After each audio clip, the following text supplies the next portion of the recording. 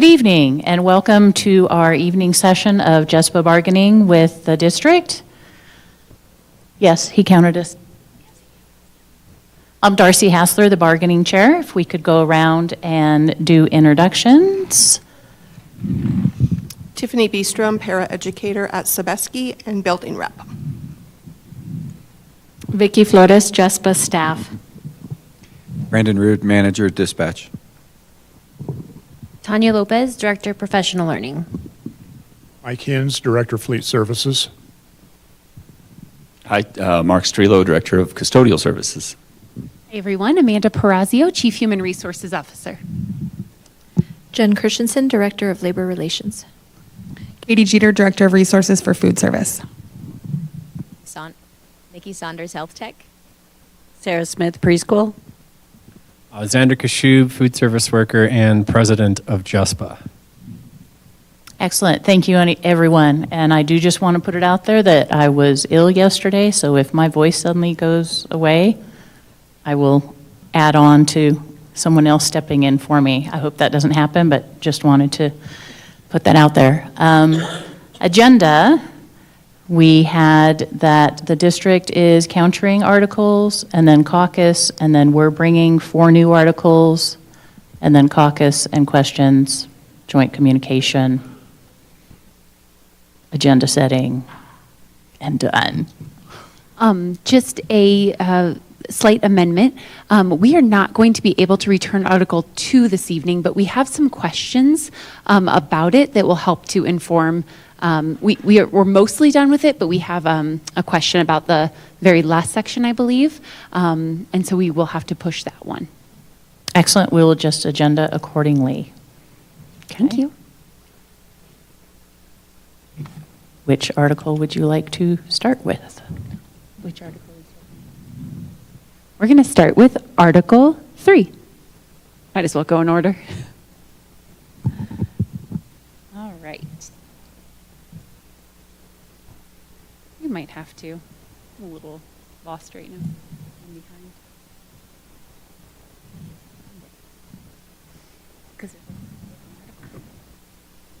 This is our Jeffco Delta version, I believe.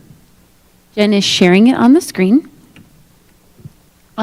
With this article, I just want to provide a caveat that we are not going to be ready to TA this article until we have developed mechanisms to ensure that with regard to compensation and benefits, the most appropriate trigger points are there for this article to make sense. So as everyone is aware, we are talking about increasing to a 3-year cycle of bargaining instead of an annual cycle of bargaining, which we're very amenable to, and we want to ensure that the language is in place that meets both JESPA's expectations and the constraints of the district budget to ensure that there's some kind of triggering mechanism for compensation and benefits, whether that is specific annual increases that are stamped into the language or a return to the table should there be revenue fluctuations, et cetera, et cetera.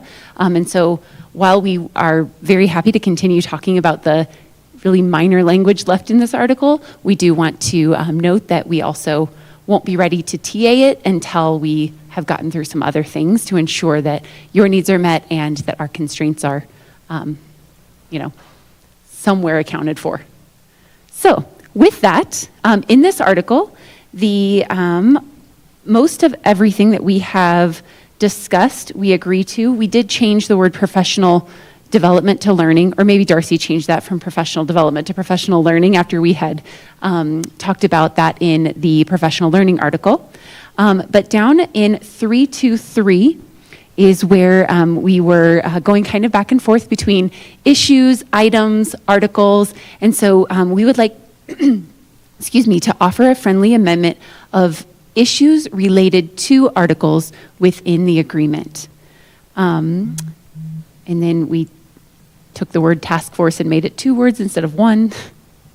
And I believe that was the only, oh, I'm sorry. And in the very bottom in 327, we have modified that language to say, upon request of either party, The other will make available for inspection its records and data pertinent to the subject of negotiations.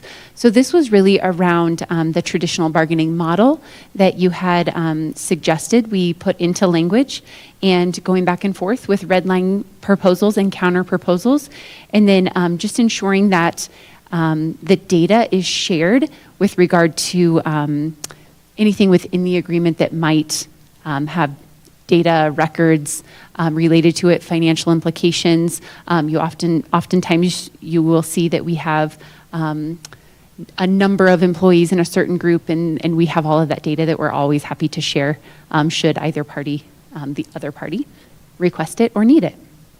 And those are our only 2 suggestions in that article.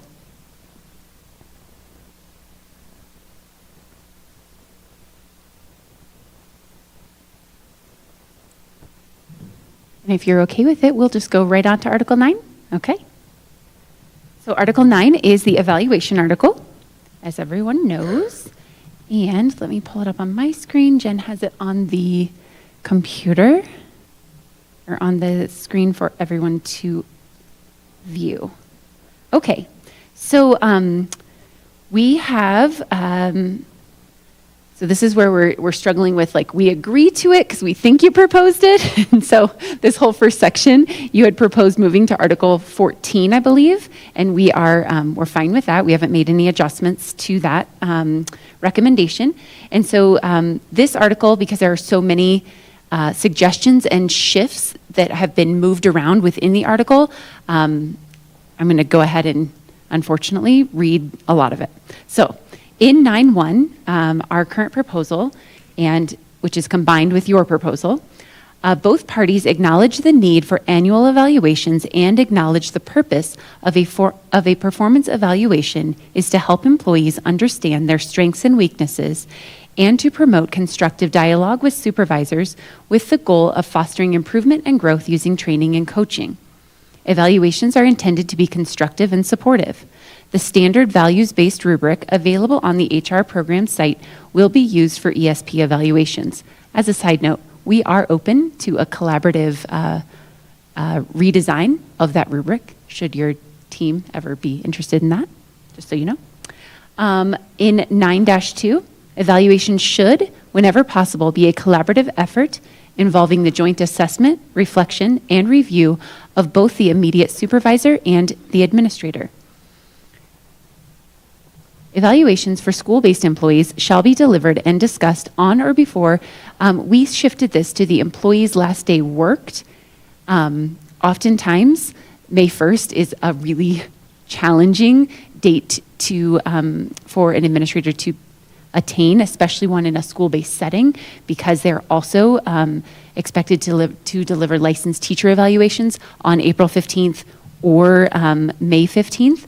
And so should it be possible, certainly we love May 1st, and we believe that the employee's last day worked is typical practice.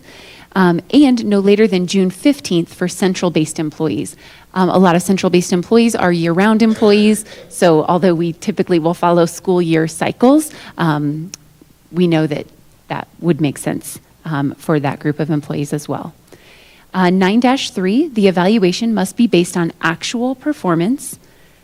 The reasons for unsatisfactory markings must be described in writing, clearly outlining the justification, recommended improvement steps, and a specific timeline for progress. Performance evaluations are not a disciplinary action. Disciplinary action is a separate article, Article 10. Attendance will only be part of an employee's evaluation if documented through the disciplinary process. So we really want to delineate here the difference between a performance appraisal and discipline. We do not want the evaluation process to be used as discipline for an employee. We want it to be used as what we had described up above, assessment, reflection, review, opportunity for growth and improvement. In 9-4, there really aren't a lot of changes, except for we changed the word employees to employee. No, employees have from employee has. In 9-5, evaluation appeals. So when pay or eligibility for promotions or transfers is negatively impacted. So, for example, if an employee has an ineffective rating that could potentially impact their ability to be promoted, transferred, or receive an increase in pay, should that ever be connected to it. An employee who disagrees with an overall rating or evaluation process can appeal that rating to Labor Relations through a form submitted within 10 working days of the evaluation. A meeting will be scheduled within 10 working days of the receipt of the appeal and will include the employee's immediate supervisor, a representative from Labor Relations, and a representative from JESPA. So because this is not corrective action, we felt as though an appeal process would be more appropriate in the case of an evaluation that an employee disagreed with. In 9511, it describes the meeting related to the appeal. The purpose of the meeting shall be to review the evaluation process and rating. Based on the review, the immediate supervisor will have the authority to make the appropriate modifications in the performance evaluation. And then in 9-6, this is moved from Article 10 because Article 10 is really about corrective action, and this is more about performance. And so we've moved this language into the evaluation article. In 961, it states the district and JESPA recognize the importance of having a competent staff to support the education of students. While employees are expected to know and adhere to district behavior and performance standards, the district recognizes the benefit of continuous performance feedback and coaching to ensure standards are met. Subsequently, the district is committed to ensuring supervisors provide employees with the necessary time, opportunity, and feedback to enable them to meet the performance expectations and standards. In 9611, if performance deficiencies exist after feedback, coaching, and training have been provided, said deficiencies will first be documented in a non-disciplinary manner, including but not limited to a letter of expectation or a documented verbal conversation. Oftentimes that just comes in the form of a follow-up email after a conversation related to performance and opportunities for growth. In 9612, performance expectations shall be specific, measurable, achievable, and relevant within a reasonable time frame. The formal performance management process will include the following steps. I don't believe any of this is new with regard to a letter of direction, evaluation documentation, again, all moved over from Article 10, a performance improvement plan, which, as you know, gives them the opportunity to improve upon specific actions related to the evaluation rubric and indicators within the rubric, and gives them a specific time, the employee a specific time in which to improve. Again, the demotion and termination point is also moved over, so employees who do not show sufficient improvement after the execution of a performance improvement plan may be demoted to a vacant position in which the deficient skills are not required or subsequently terminated. In 9-7, the provisions set forth in Article 9 shall not be subject to the grievance procedure. So because we have an appeal process in the evaluation article, we don't believe that performance is subject to the grievance, rather performance evaluation should be subject to the grievance procedure, simply because it's a very different process that we would follow. And that's all in Article 9. I'm sorry, that was a lot. I don't intend to read every article to you, and because everything shifted around, I thought that was important. Any questions on that article immediately? If not, I'm happy to move on. Hang on one second, I gotta ask Jen a quick question.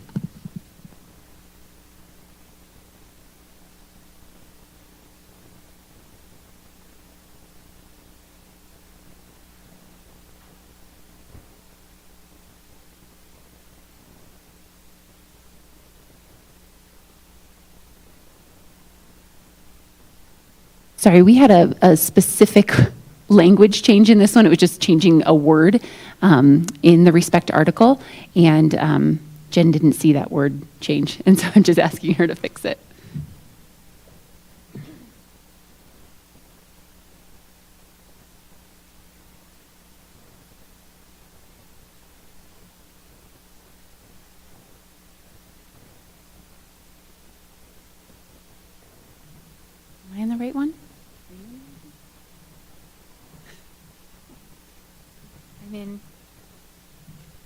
I'm in Google.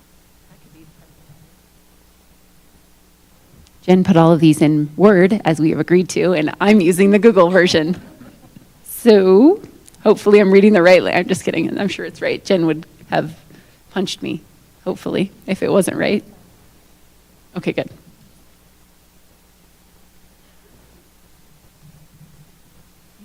I can find it. I'm just in the wrong folder. Okay. Headlines.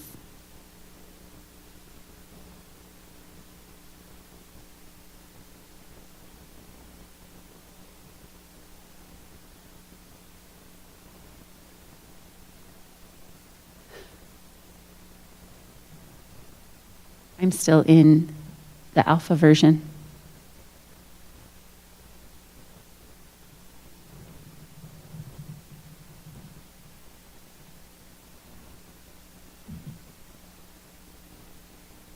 Oh, too much.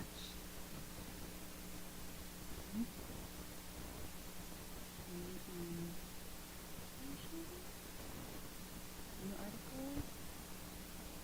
I think I found it. Found it. Okay. So the last article, before we ask you questions about Article 2, is related to the respect article that you had proposed.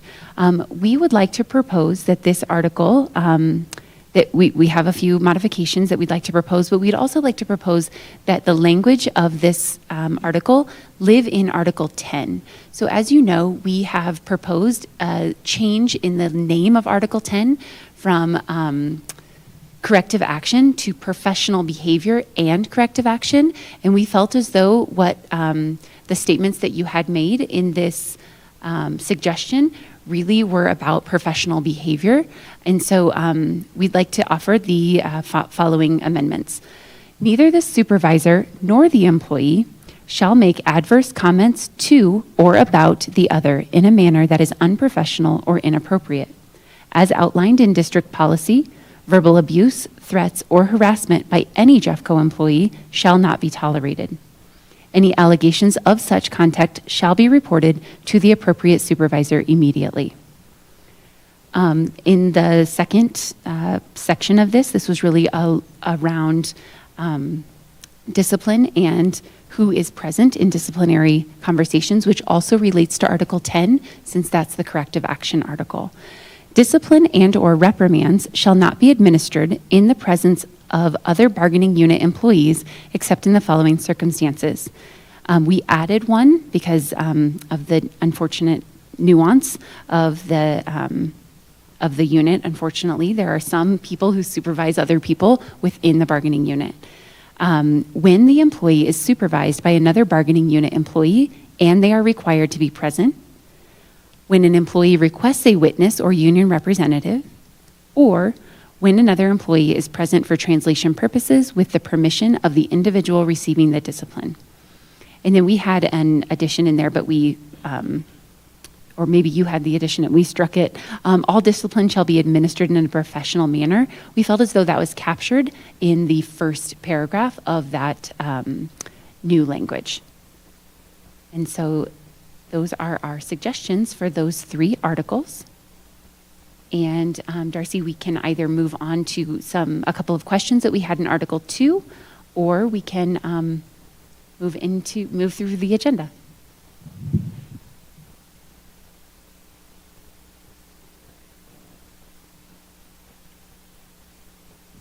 Would you like to ask those questions so that we can caucus and bring you back an answer? Happy to. Okay. If that works for you all.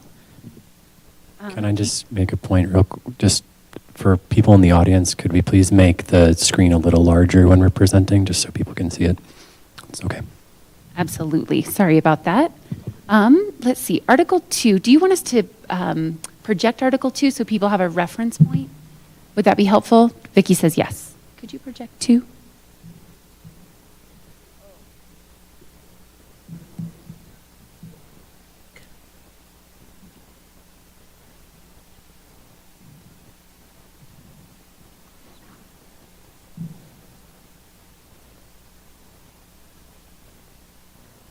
Yeah, whichever this article is a. To give a little to give a little context as to the question, because just asking the question is going to be leave us as vague as well. Exactly.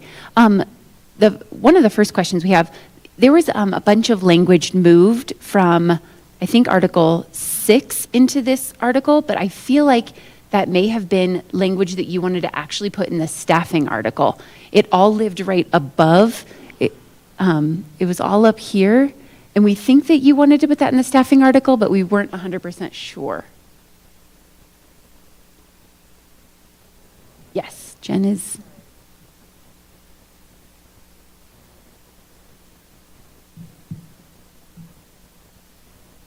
Doesn't like you.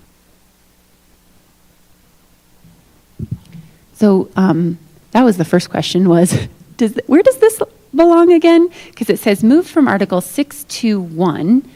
And I think it was really focused on outsourcing, and I'm pretty sure you want it to live in the staffing article. And this may have just been a spot for it to land for now. So that's one question. Thank you. Let's see. Another question that we had.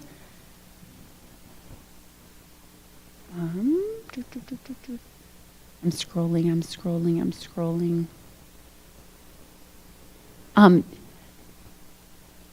When you see our return, we're going to try to fix this, but sometimes the capitalization will drive people crazy. Just like our use of the word the JESPA drives you crazy, it's starting to drive me crazy too. And so if ever we miss one of those, just so you know, we totally agree to go back and fix it. But sometimes you'll see like the capitalization of the word president and then the lowercase of the word president, or the capitalization of the word district, or the lowercase of the word district. Please know that those are not things we're very concerned about. We're happy to capitalize them or not capitalize them, just for awareness. In this article, at the very bottom, I think it is, you had suggested the language around what it means to be a bargaining unit member. And so this language previously lived in Article 1 because it was a definition of employee as it relates to a JESPA bargaining unit member.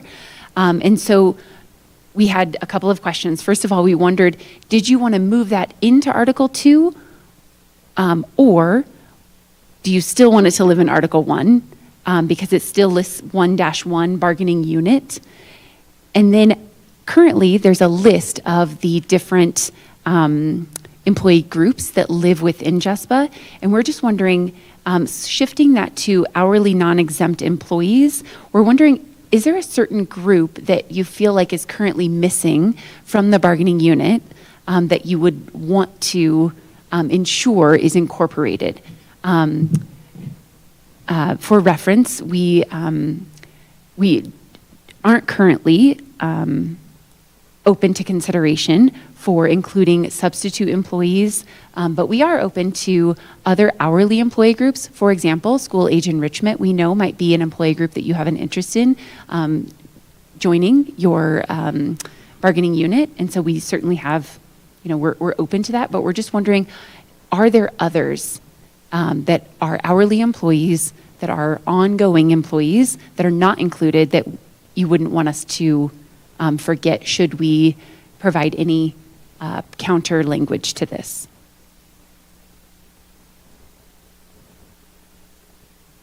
So I think those were there any other? I think those were our only two questions, was do you want this to live in 1 or 2 or both? And are there other groups that you want to ensure we incorporate? And then clarifying the question that you're asking also is what we have is X3.1 moving from Article 6.2, as well as X3 where it says pull language here. Yes. Those are the... Yes, thank you. That was the other one. I forgot that all lived kind of up there, and I wasn't sure, is it supposed to be part of 2, or is it going to the new staffing article? Excellent. We can answer that during our caucus and get back to you. So I think that those are our only questions on 2, and then those are our 3 counters to 3, 9, and the respect article. And we are happy to move forward with a caucus, or if if you have, whatever you want to do next on the agenda, Darcy. The next thing that we had was caucus, so we can answer that during our caucus. We were also hoping for a quick sidebar and then head to caucus. How much time do you anticipate so that our audience members will know approximately what time we might return? I would say half-hour caucus, which would take us to 5, with a 5 to 10-minute sidebar chunk taken out of that. That sounds great. So we'll anticipate being back around 5-ish, maybe a couple minutes after. Correct. All right. Brandon, you want to be our, thank you. Do you have a specific time that you guys have set aside for dinner that you want to try to aim for, or is it just whenever? Okay, perfect.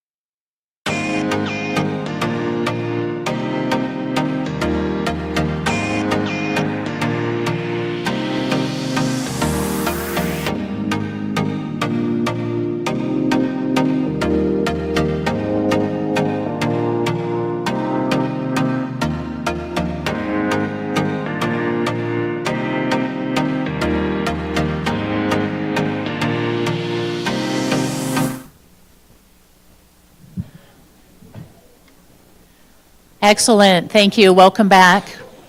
We did need another little 15 minutes just to finish up, but we do have some answers for you. So on our Article X, had the very top, we wanted to make it a separate article from Article 2. That's why we had that. And yes, your first question is we did pull that language from 2251 through 2254 to go into that separate, what we're proposing is a separate article. What I'm hearing you saying is that you want to make all of that part of Article 2. The part that was up above? Correct. Not necessarily. We just wanted to make sure that we didn't need to incorporate it into 2. Correct. We do not need to incorporate yeah. it into 2. Okay. And then where it said move from 6 to 1, yes, that was language that was moved from 6 into 2. Into 2 or into the new article? That's the,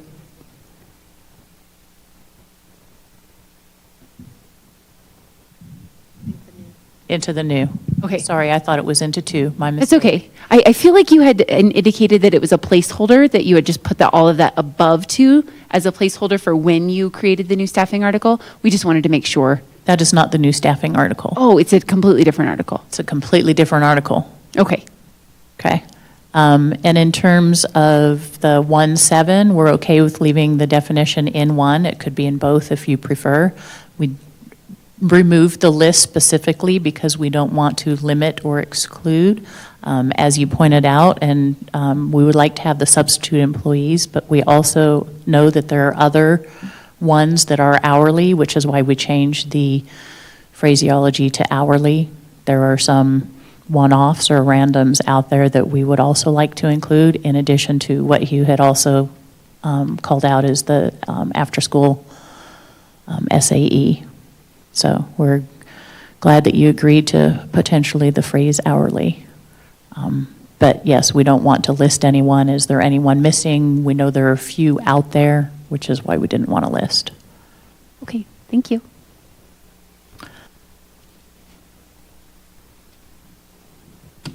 And then starting with our articles, the first one will be compensation, Article 6. And we have members of the Compensation Committee. I would like to invite up Shaquille Galvin, Marina Damian, and Tanya Toller, and they're going to popcorn through that. We're going to share and drive.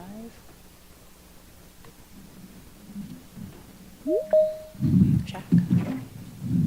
So introduce yourself.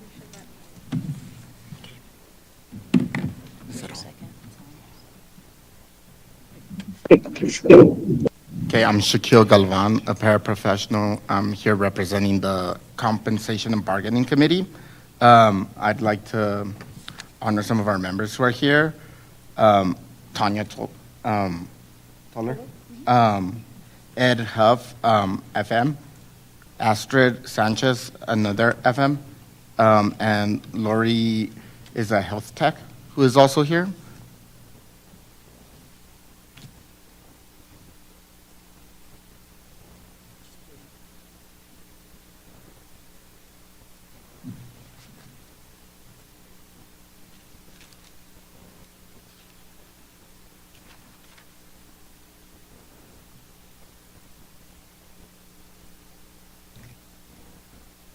Okay, starting off, we have a slight title change to placement, annual investment, longevity pay, and pay frequency. At 6/13, we are changing the date from August 16th to July 1st to align with other employees in the district.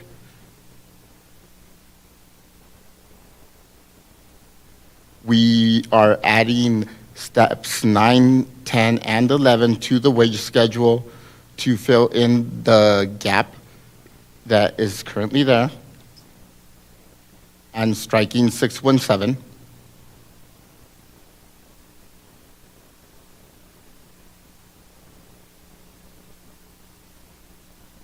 We are introducing 6110, pay frequency. This is to help create more stability in our bargaining members' pay. So 6/1/10/1 is pay will be twice a month. 6/1, see, there's a lot of excitement for that. 6/1/10 will be 10/2 will be proration will be an option for all employees. Another way to get stability in our pay. 6/1/10/3, new hires will receive first paycheck early. It says 13 pay, whatever the equivalent is going to be for the twice a month pay, is what's intended there. We are adding 6/1/11 holiday, change to holiday pay. For prorated employees, holidays are included in days work calendar and prorated as such instead of added on individual months. 6/2/3, annual audits of each job classification and compensation to check alignment with market benchmarks. Every 2 years, review job description for evolving roles and demands.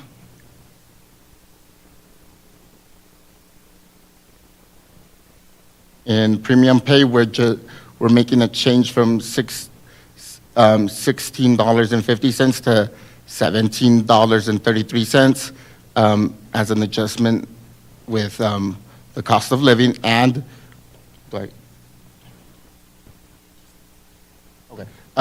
and we are adding with COLA adjustments each year. So each year we want to adjust this rate with whatever COLA is.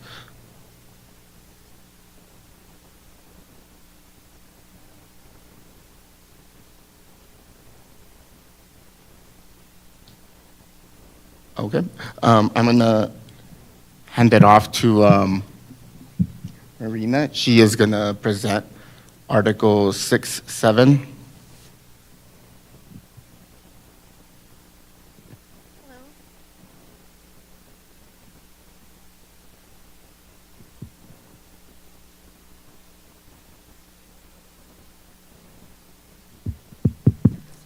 Okay, there we go.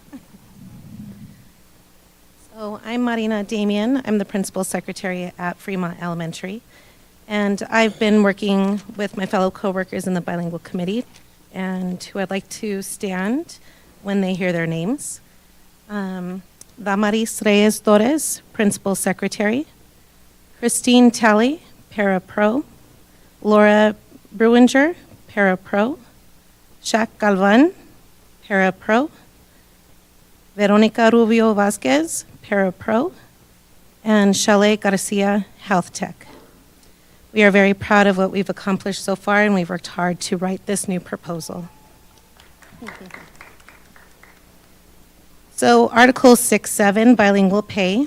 6-7-1, ESPs who are bilingual and facilitate communication in another language with students, family members, community members, coworkers, vendors, and/or stakeholders will receive a 15% wage increase to their JESPA negotiated wage increases upon proof that they have passed the mutually agreed upon language proficiency test. The proficiency test will be available by July 16th of each year. Human Resources shall notify any ESP who passes the test via district email that they have passed the test and on that paycheck when they will see the increase. Once an ESP has qualified for bilingual pay, it cannot be rescinded under any circumstance. Bilingual pay increases will be paid for by the district and not school or department budgets. We chose this language because we wanted to clarify the language to make bilingual pay available to all ESPs who pass the bilingual test, regardless of job duties, to remove the nomination process to avoid subjectivity, to add district requirements for communication so that ESPs are aware of the bilingual pay, and to take the test as soon as possible, to clarify that the district will pay for bilingual increases to not put schools into financial trouble, to ensure that bilingual increases are ongoing and are not subject to the worker's situation, but their proven skills, to increase bilingual pay to be reflective of the work that is being done in the school. 6-7-2, JESPA and the district agreed to create a bilingual committee for ESPs. The committee shall consist of the district department heads of human resources, labor relations, and CLDE, as well as bilingual ESPs appointed by JESPA. The first goal of this committee is to design and ensure the implementation of a test that is equitable for all ESPs.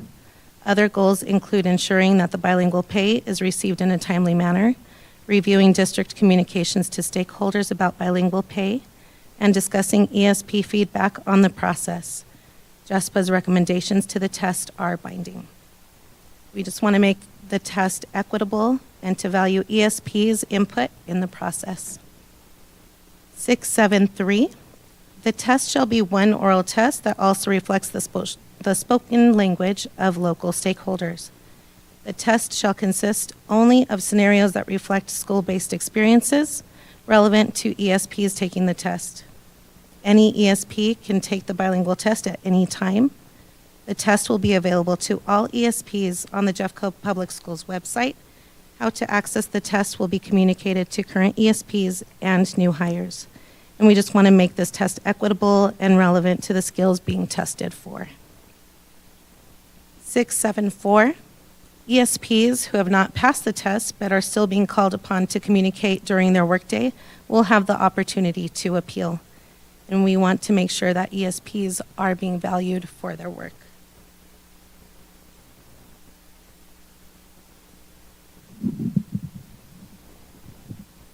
Hello, my name is Tanya. Continuing on with the 6-8 mileage is just an article change. 6-9, required items. The district shall provide the necessary supplies, equipment, cleaning items, and personal protective equipment required to perform the job. If the items are not provided within 10 working days, the employees may purchase the items on their own and be reimbursed the cost of said items. This is to ensure all employees are being reimbursed for out-of-pocket expenses for the supplies, equipment, and PPE to do their jobs. The 610 higher classification is just a article change. The 611, the extra duty pay. When ESPs are directed to work outside their standard job classification or at a non-assigned work site to cover staff shortages, they shall receive extra duty pay in addition to their regular pay.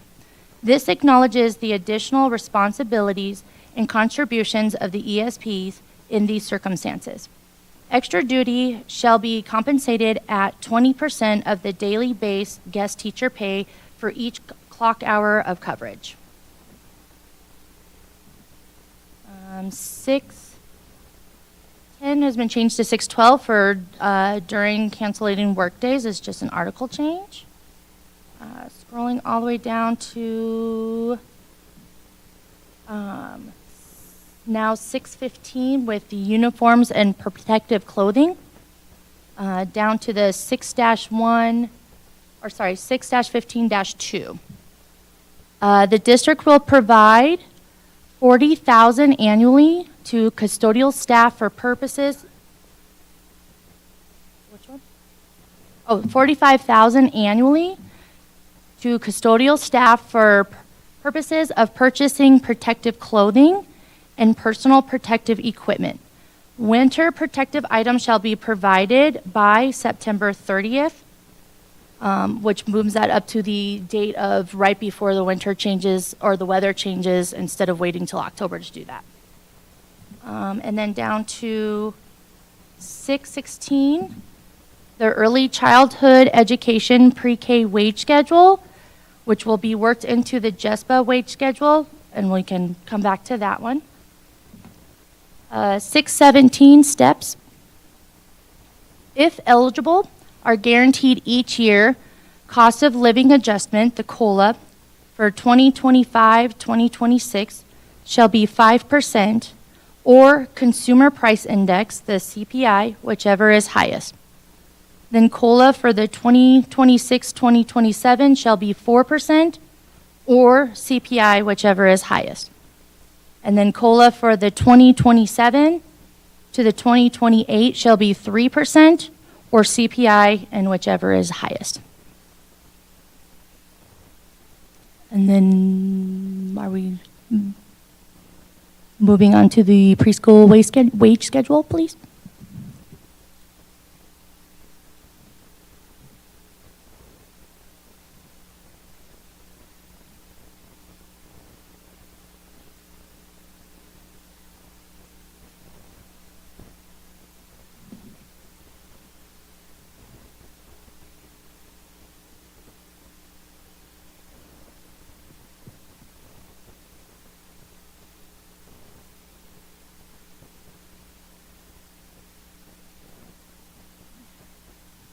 So this here, we're presenting the pre-K wage schedule, which is the overhauling of the preschool wage schedule for clarity and equity with the JESPA wage schedule and aligning it with the market.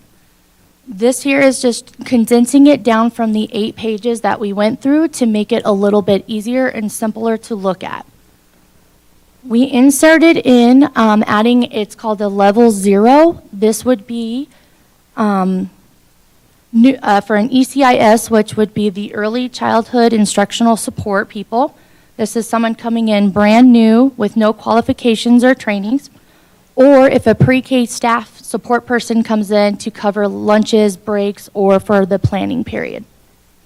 Moving up to the level 1 and 2 for the ECIPs, which is Early Childhood Instructional Partners. This would be the minimum to start of the requirements of the licensing trainings that are done in the Colorado Shines, which is our PDIS trainings for licensing. This is not including the college courses that we would have to do. So just to walk into a pre-K classroom, we would need 38.5 hours just to step foot into the classroom. And then that would put us at a ratio where we could be, instead of 1 to 2 with no qualifications, it bumps us to now we can be 1 adult to 10 children.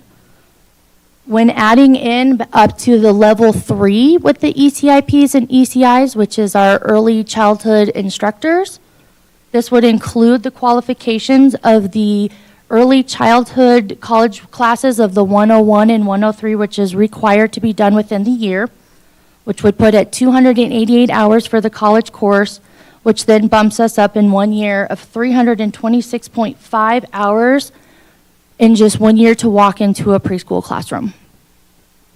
Then up to the level 3 plus would be including those hours and then adding in with a director's license.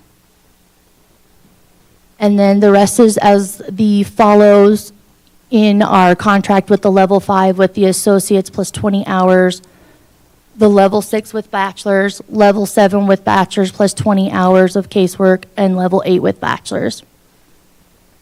The step levels on the side is aligning with the JESPA step levels. And then down below, if you want to scroll down just a little bit, there you go. If you have someone who is an ECI, which is the early childhood instructor, who basically is the teacher in the classroom, because there are director sites, they're not principal-led sites. So they're pretty much doing the exact same thing that the licensed teachers are doing, would get a differential pay of 10%.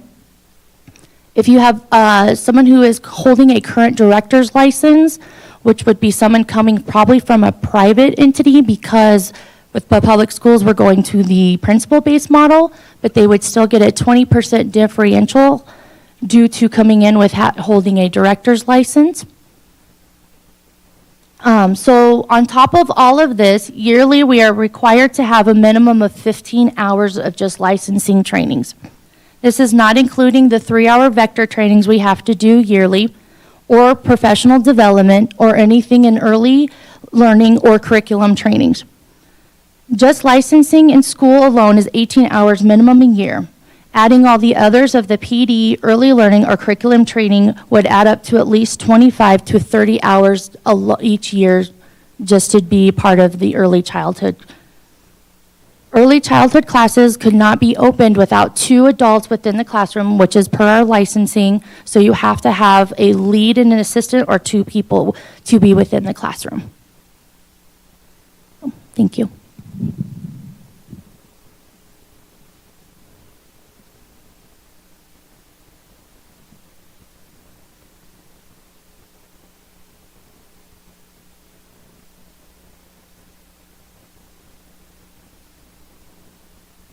And as was proposed in the compensation article already, was removing, getting rid of the gaps between 8 and 12. So that's why this models it with 9, 10, 11 as what was proposed in Article 6. So that's what the steps are on the left-hand column.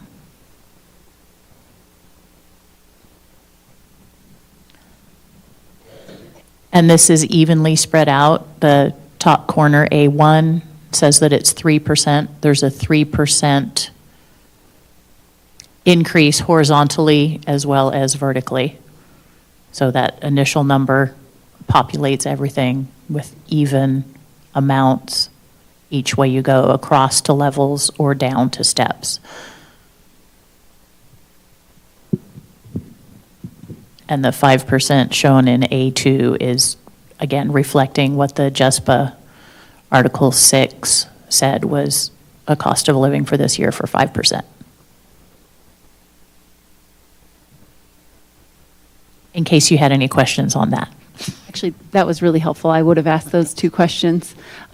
If we have questions, do you want us to hold them until after all articles are presented in caucus? Or would you like us to ask them right now while your article bargainers are at the table? If it's something that they can ask, we may say we'll have to caucus for that unless they can. I just had refer to 2 really quick, immediate questions, and feel free to let me know if you can't answer them. In Article 6, you had suggested adding in, I lost it now. In 6, I think you added to 6.8 maybe, or 6.9, it was required items. And I just wonder, is that different than what's in 6.13 currently, uniforms and protective clothing? Or is that similar? I just wondered if you could share some examples.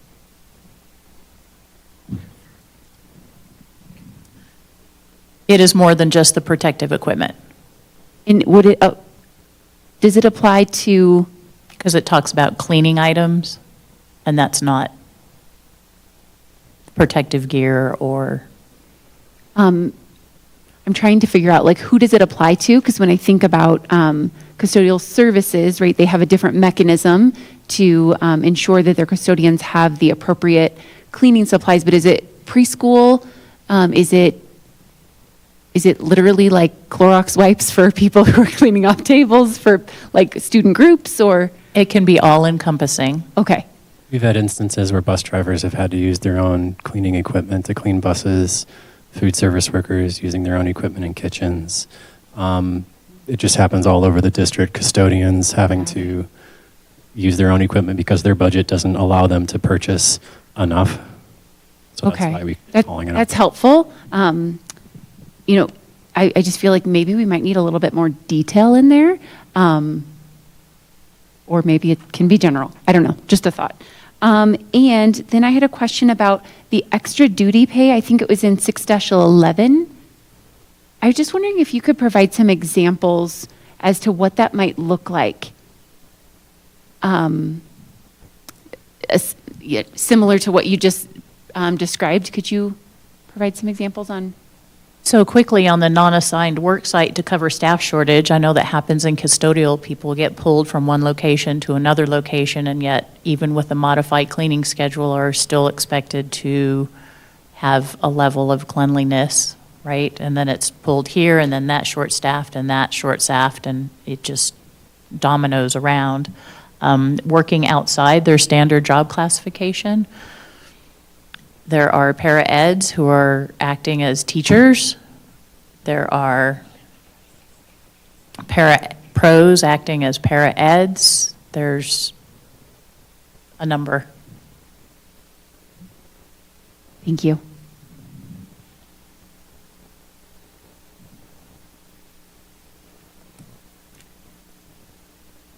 I think those are all of our questions that we have immediately on 6.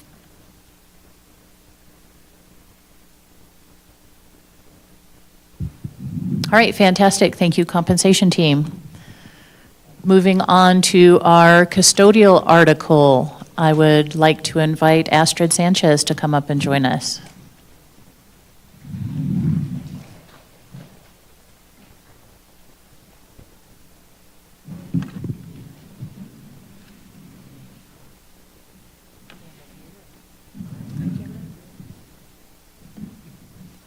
Good evening. My name is Astrid Sanchez. I'm sorry.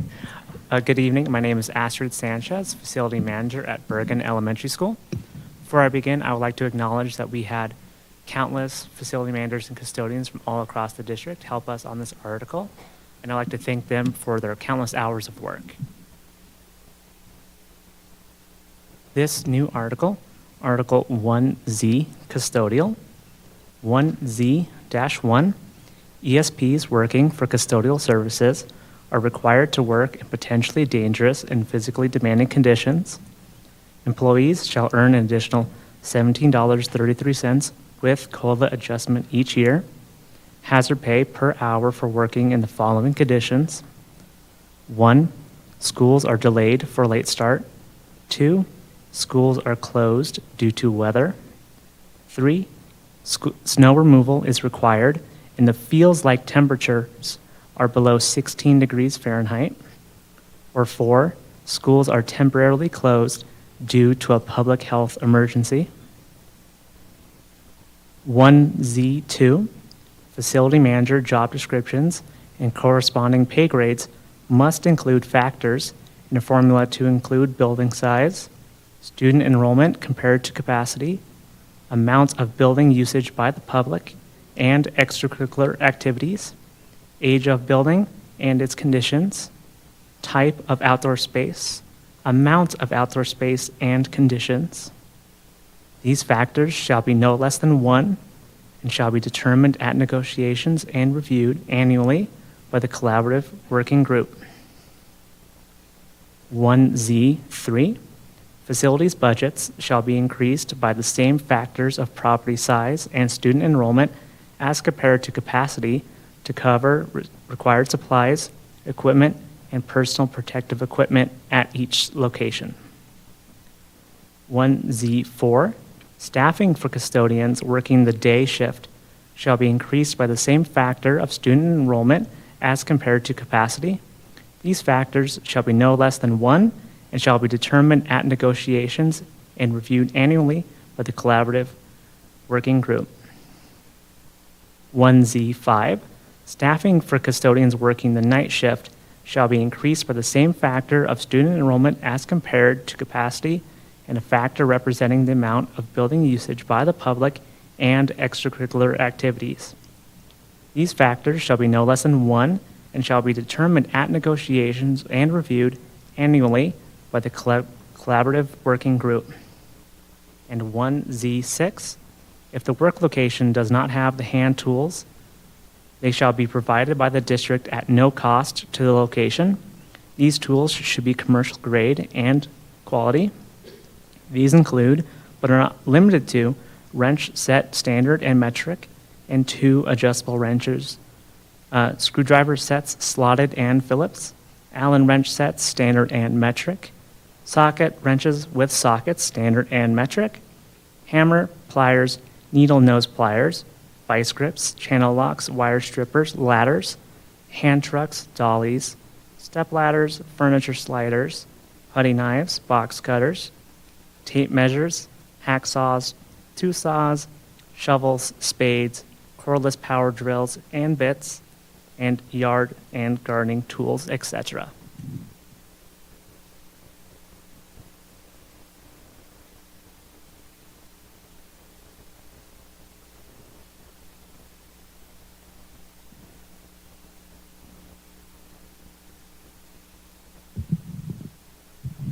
Can we ask a question? Mark might have a lot of questions, but Jen has one. I have a quick question. On 1Z1, how does that compare to the premium pay that it was in Article 6? Because I believe custodial premium pay was in there too, so I was just wondering. That is generally for hours outside of our generally worked hours. If I come in at 4 in the morning, that is the diff pay. But if it is additionally like -10 when I'm coming in, that is the addition that we're making. Yeah, the differential pay or the diff pay is specific to snow removal efforts outside of your scheduled shift. And I think that we've had a lot of conversation about hazard pay. Yep. And so if I understand, this is an effort to find a way to honor that, to honor the hazard pay. I did have one question on here because I've been wrestling with this concept in my mind about how do we qualify what's hazard pay. And you've given some very, very specific examples that I appreciate. One question that I have, it talks about temperatures below 16 degrees Fahrenheit. I guess my question would be where, and I'm thinking about how do we manage that, because it can be 2 below in Conifer and 40 degrees in Arvada. And so I'm just wondering if there's been some thought to that. Is it site specific, and how do we make that equitable across the board?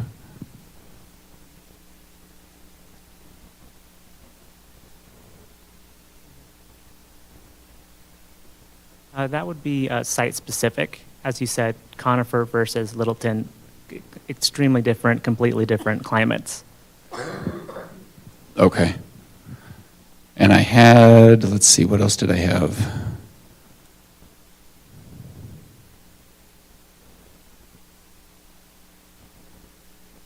I mean, all of it makes a lot of sense. I will have some questions potentially after caucus and potentially in when we return language specific to some of those staffing ratios. One thing I can ask now, you talked about facility manager job descriptions and corresponding pay grades.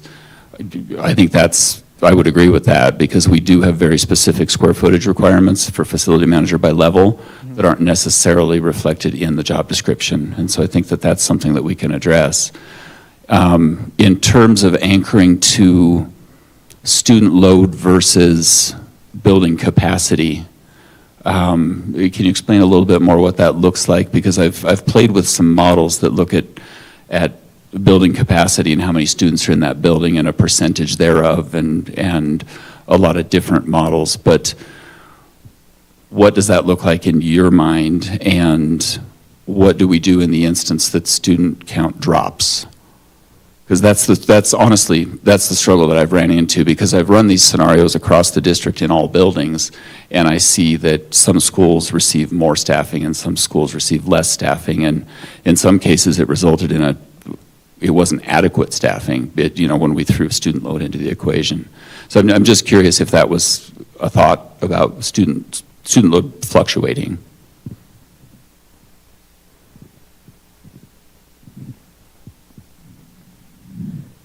Well, and that's why there's that last sentence, that the factor shall be not less than 1. So when student drops, it doesn't take away. But if your capacity is 200%, then that factor, whatever it is going to be higher. That helps, thank you. Yeah, we had full intention of the numbers can increase but not decrease, at least until maybe that position is no longer in that position. So no one loses. And honestly, that's one thing that we've struggled with staffing ratios anchored to student count. And it sounds like you've addressed that a little bit in here, is that every October count, we would look at student count in a building, and we would make staffing adjustments district-wide, and that would mean this school gains a custodian, this school loses 0.5 custodian hours, and this school.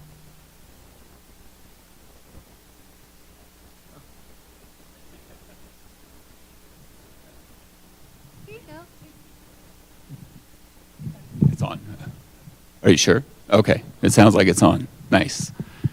And so we would be making those adjustments every year after October count, which put us a year behind. So it may very well be that this October count justified removing a custodian, but student load goes up that year, which doesn't get accounted for until next year. And so I'd be curious to have more conversation about what that looks like just the basic math, and so we can be consistent across the board and not harm schools. Because, again, I'll be honest, the staffing ratios that I've played with that differ from the APPA standard that we currently use, they end up harming schools. And so that's why I've shied away from getting overly creative. So that makes sense. So, yeah. I have one more question on the facilities budget. I want to assume 1Z-3, that's site-based, a site-based budget? Yes. Okay. Yeah. I just wanted to make sure, because when I think facilities, I think like all the facilities, and I don't think about facilities as a site-based thing, but that, I just wanted to clarify. Yes, our site-based facilities budgets. Perfect. Thank you. Any other questions immediately, team? All right. Thank you.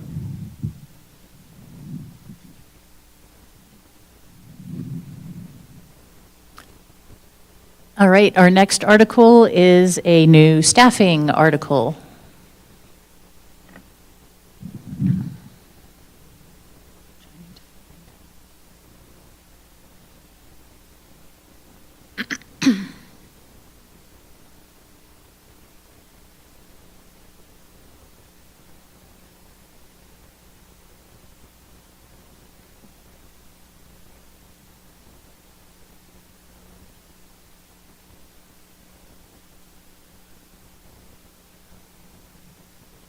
All right, Article 3X, because why not? Staffing.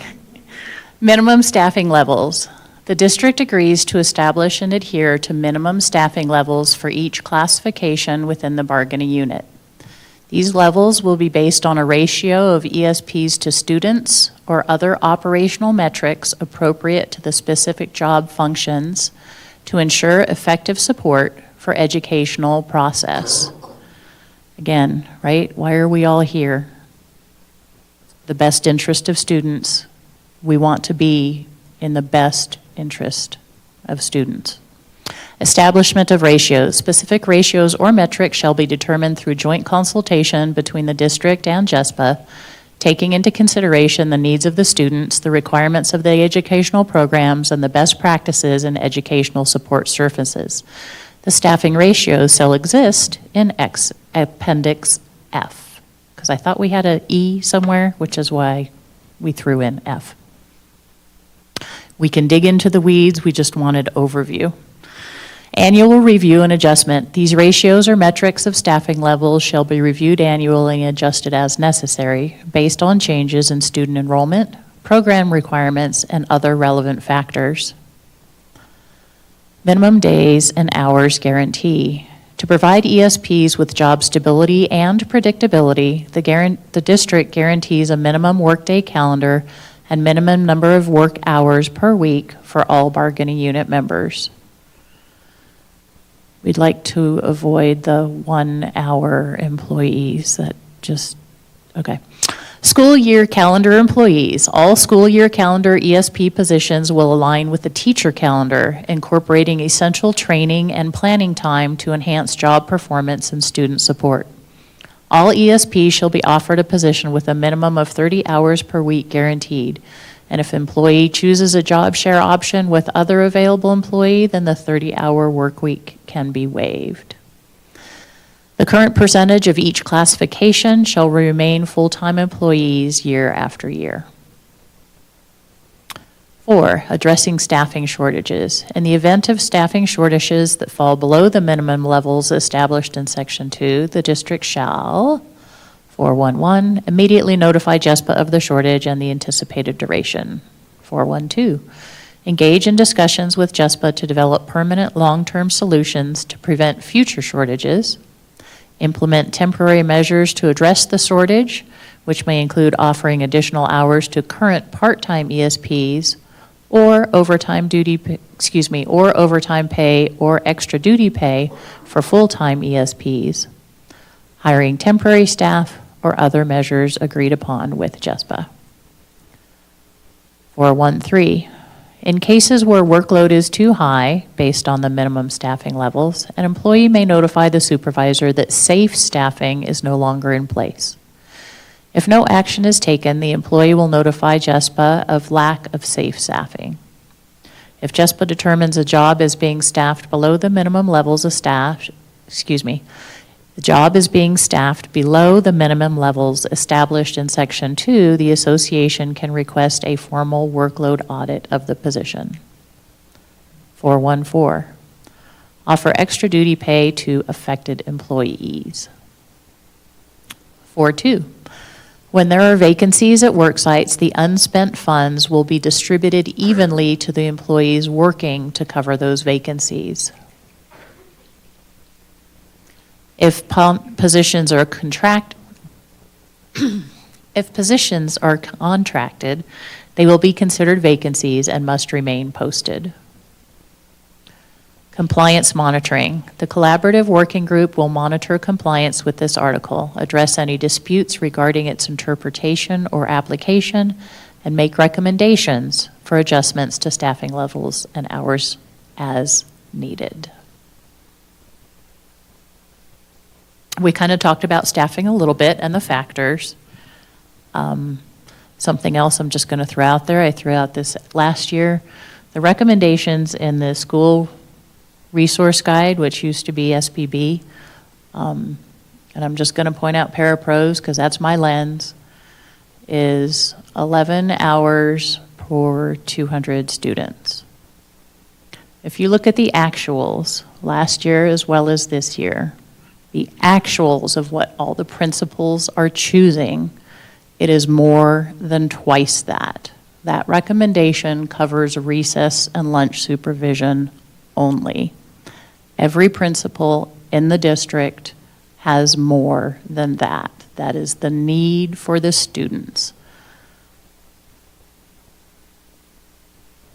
And again, the actuals are more than twice the recommendations.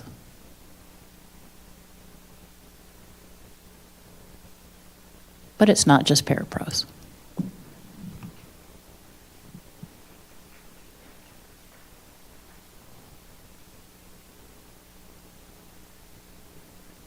Just two quick questions. I'm not sure that ratios, it seems to me that ratios are really site-based ESPs, like school-based, versus central. So for example, there are ESPs in my office that wouldn't make sense to have them on a student ratio. And so I couldn't remember, did it say school-based on those? It did not. Okay, just a thought.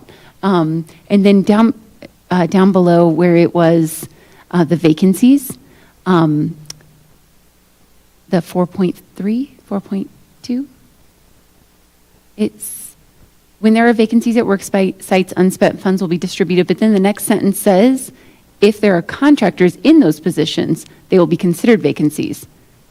So therefore, are we paying a contractor and paying the other employees to cover the vacancies that are being filled by a contractor? And that's a really good question. We went round and round about this ourselves. Okay. I'm glad on how to, they are separate sections. Got it. Thank you. That's helpful. I don't know if anyone else had any immediate questions, but we will definitely take it back and digest. And if we have any additional questions, we'll bring them back. Excellent. We have one more section. I don't know what time you're doing for meal, but I'm hoping we can get through that before caucus. It is our safety article, and I would like to invite Lonnie Byrne up.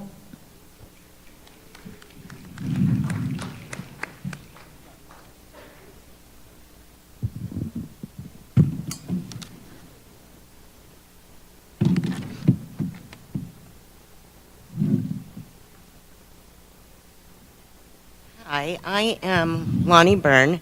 I'm a bus assistant at the North Terminal, and I've helped JESPA to form the safety committee with many of my coworkers, and I'd like them to stand when I call your names. Monty Hollander is a bus assistant at North. Noah Hyde is a para-ed at Pomona. Astrid Sanchez is a custodian at Bergren. Edie Noble is a para-ed at Wheat Ridge. Karen Sweeney Tucker is a para-ed ISP at Slater. And Alex Marin is a health tech at Ralston Valley. And together we've worked really hard and listened to a lot of people about these issues. So this would be a new article for us for safety. Number 1 would be communication. 1.1, in cases of an accident, assault, or incident involving head injury or other bodily harm, 911 shall be called first and immediately after time of injury so the ESP can be safely checked out by emergency medical professionals. If an ESP believes 911 should be called, no administrator shall interfere or delay that call. No administrator shall alter district guidelines or policies. District policy shall be followed by all district personnel. School administrators shall issue the district guidelines for 911 protocol to all ESPs during orientation and at the beginning of each school year. 1.2, all ESPs who begin supervising a student who has recently exhibited a physical and/or verbal threat or assault, received disciplinary action, or has been physically ill, or as otherwise dysregulated, shall be verbally updated by staff handing off the supervision at the time of the transfer. 1.3, administrators shall communicate discipline information concerning any student enrolled in the district to all ESPs who have direct contact with that student. Any ESP who is assigned a student with known serious behavior problems will be informed of the student's behavior record. Any school employee who is provided this information shall maintain its confidentiality and shall not communicate it to any other person. 1.4, ESPs who interact with students on behavior or safety plans will be advised of the plans. Number 2, transportation. 2.1, each terminal shall be provided a quad to use for snow removal. We have a lot of slip and falls. And then 2.2, the district should hire a bus assistant for all bus routes.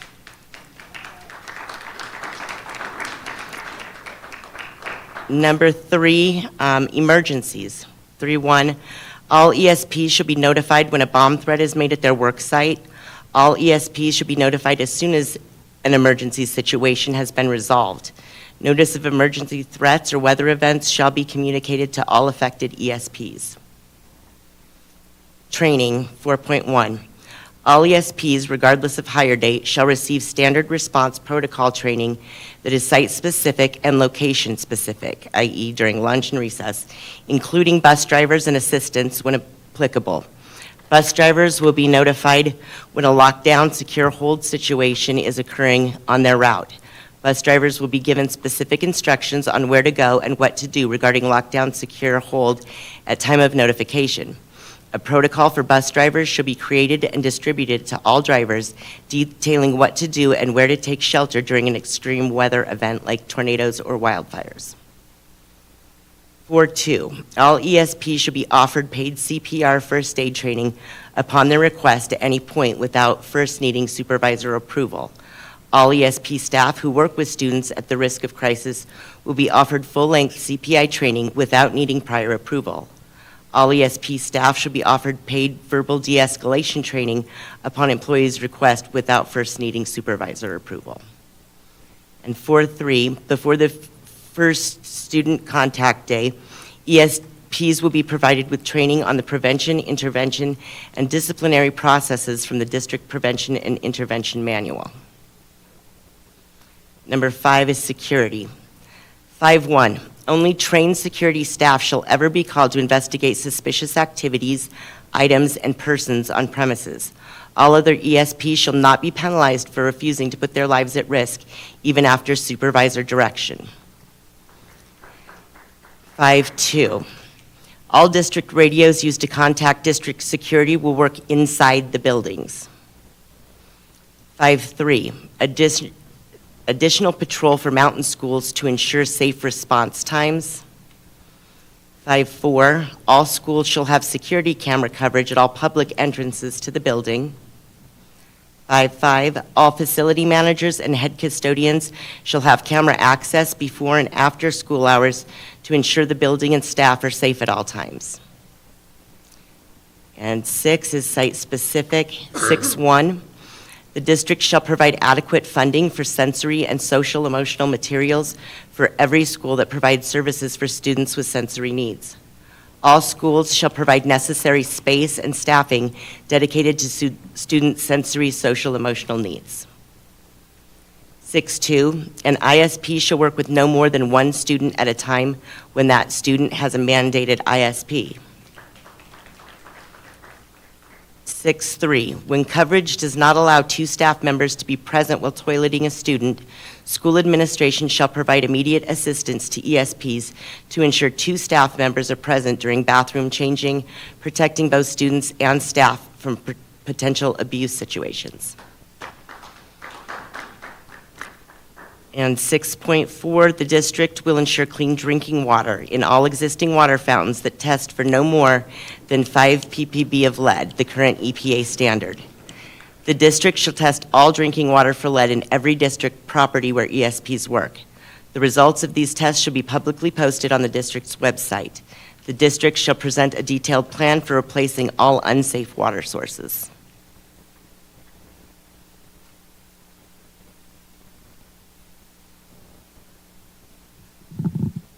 I have a dumb question. Are there no electronic methods or gas-powered methods of snow removal at the 4 transportation depot sites? For example, at schools, oftentimes the facility managers smaller schools, might have a snow, what is that called, that snow pushing thing? Plow, that's the word. Thank you, audience. A snow plow that attaches to the front of their lawnmower, or they might have a snow blower. And I just wondered, is that type of equipment currently at any of the transportation depots, or do you use shovels?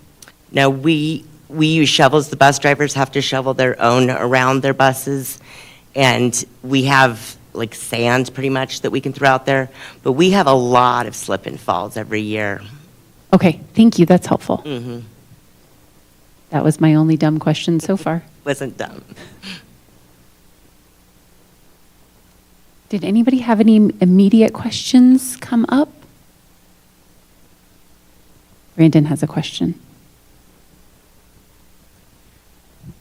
When you guys talk about district radios that communicate directly with safety and security, what radios are you referring to? So one of our custodians up in the mountains said that it doesn't get signal inside the building. So like if something is going on, they have to like run outside to, find the spot. And so it's a problem if there's something going on that they need security there now, Yeah, and so currently in the district, we have one single radio. It's called the principal radio that sits with the principal that does give direct access to our dispatch center, and that's on a frequency, and we could nerd out on that later. But outside of that, like the basic two-way school radio doesn't have direct communication. But we do know that there's some connectivity issues with that piece of it. I mean, I'll acknowledge that part of it. So that my question was just clarifying that radio specific.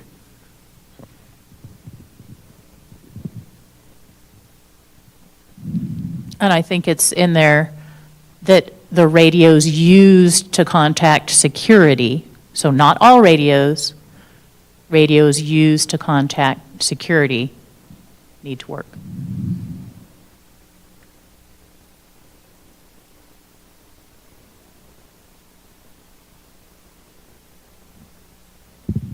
I think those are the only questions we have at this time, but we'll certainly have more as we digest the language.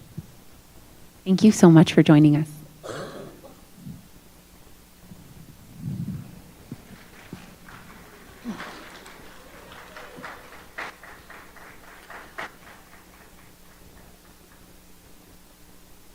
So on the agenda, we have caucus now to develop any more questions we need to and come back. And sustenance. Right? That would be great. We definitely, after rereading through these last two, since they're brand new, I'm guessing that we might have a few more questions come up that we'll want to come back and ask. And then, so how much time you think? We'd like to meet with our members, so I was going to propose an hour.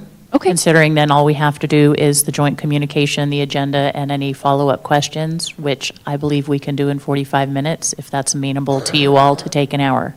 Yeah, that sounds great. So we'll return at 7:15? 7:15. Sounds good. Thank Thank you.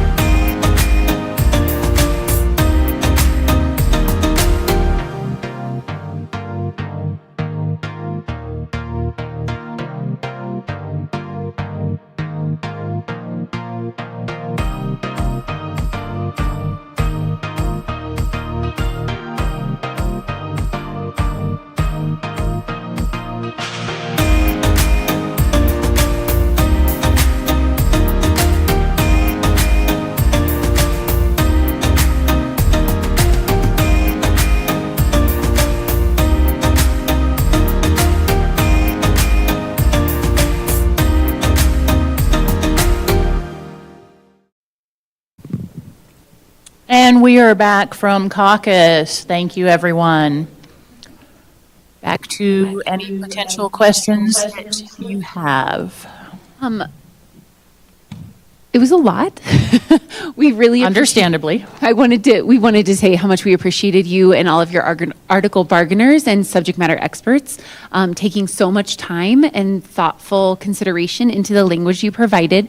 We had a couple of not super essential questions that came up. So for example, there is some repeat to language in Article 14, the professional learning article, and then the safety article, for example.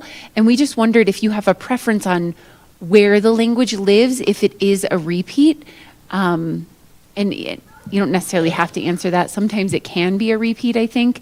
But we were trying to figure out, because there's so many specific safety concerns that are specific to different groups, and there are, different safety expectations for a paraprofessional who works in the office versus a night custodian who works with chemicals, right? And so we're trying to figure out the balance between where all of those live and how do we get specific and yet broad, stay broad at the same time, right? Because that's a challenge.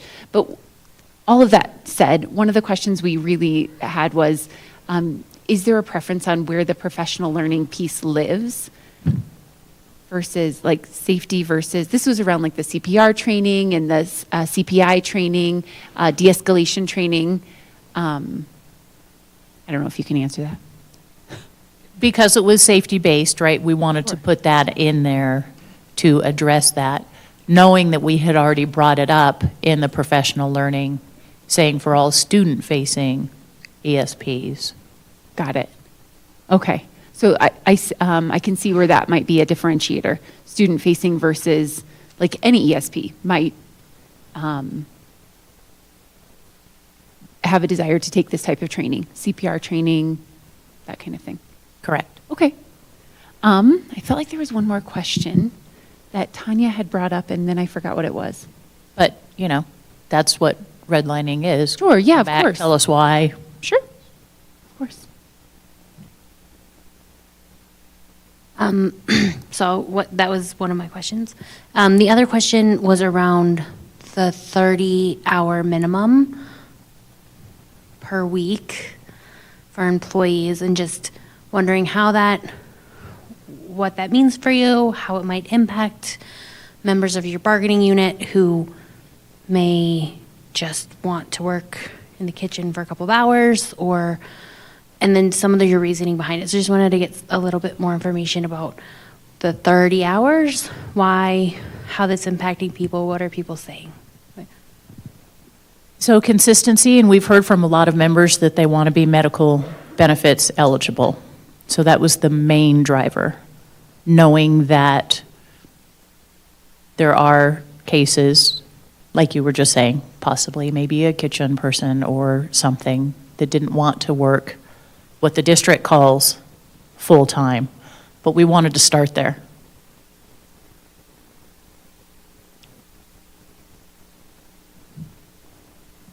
Were there any other questions that anyone from this side had? Like I said, it was a lot of language, and so we need some time to digest it.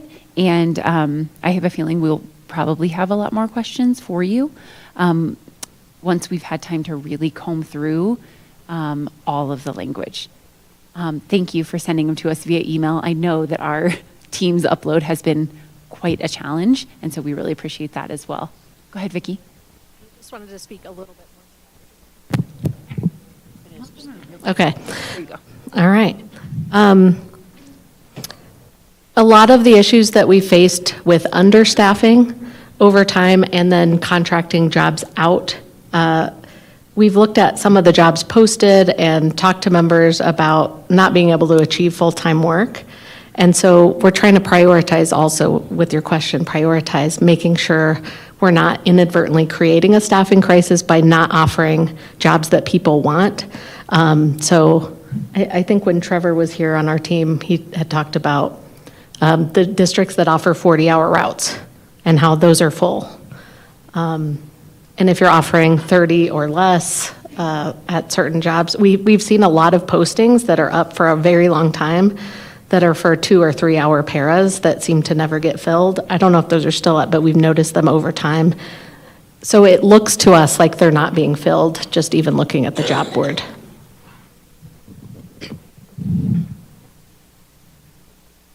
All right, like I said, we'll likely have more questions, but we appreciate truly all of the language that you've provided tonight, and we will come back to you with a lot of questions about what you've presented. So thank you. But we are ready to talk about actually, I think on the agenda was not February 18th yet, but I think February 6th is on there.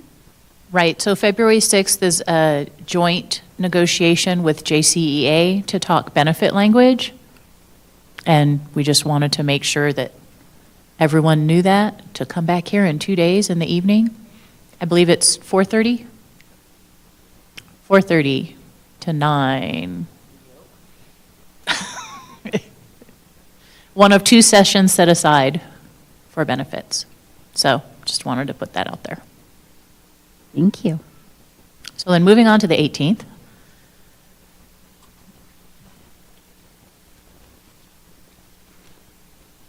Jen drafted an agenda, just copied over a new one in the team's shared folder. Hold, please. No worries. It looks like that session is 12:30 to 4.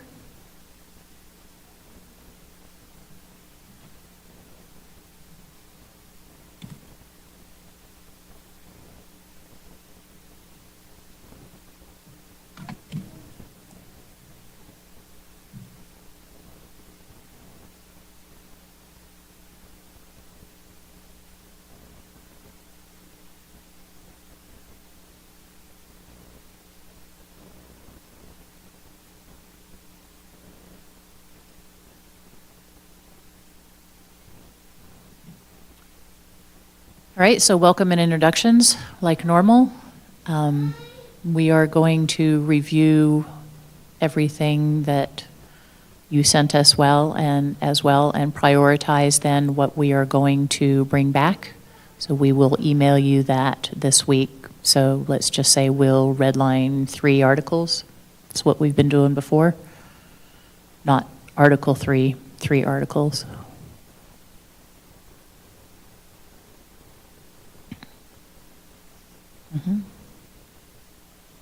I just wanted to say something to that point too. So at this point, we have officially proposed all of the original proposals this year. It's exciting. This is exciting, right? I want to just Article recognize that. 5 was attendance. Was that not an interest? I think so. Okay, thank you. Yeah, Sorry. no. Other than like definitions, which we said we would continually work on, but I just wanted to recognize that we're officially into countering everything. Wow, that's Yay. exciting. That's a lot of words on a lot of pages. Thank you for that clarification on 5. For some reason, we had it on our list anticipating it, and so good to know. Wait, you had that one last year. That's why. Oh, you want to know our counter proposals? So we will be prepared to bring 2 back after having asked a couple of questions at the beginning. And I don't know what other ones we can bring back yet. We sat and tried to figure it out, and I'm a little bit behind on understanding which articles we have and which ones you have, and so I just need to update my little sheet. And so literally Article 2, Jen.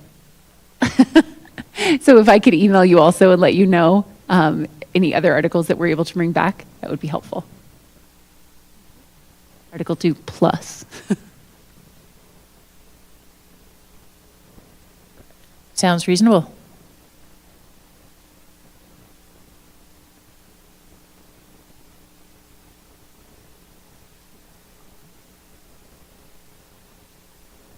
So that'll be 2 weeks. and that is a 12:30 to 4. And then after that, it'll be just 1 week to the 25th. All right, so joint communication, and I just, Jen, thank you.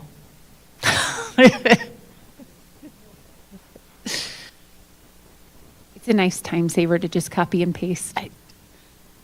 And I like that it's just Succinct. a sentence.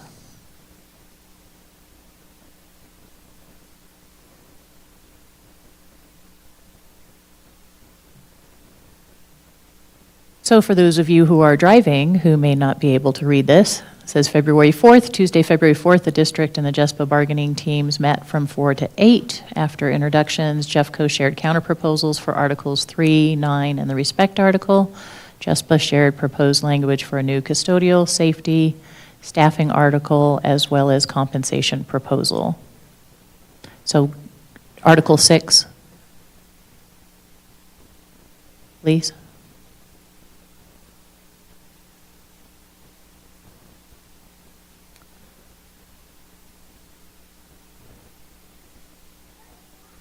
The team set the agenda for February 18th, which is scheduled 12:30 to 4 in the boardroom at the Ed Center. JESPA will bring 3 for counters. JEFCO will bring Article 2 plus.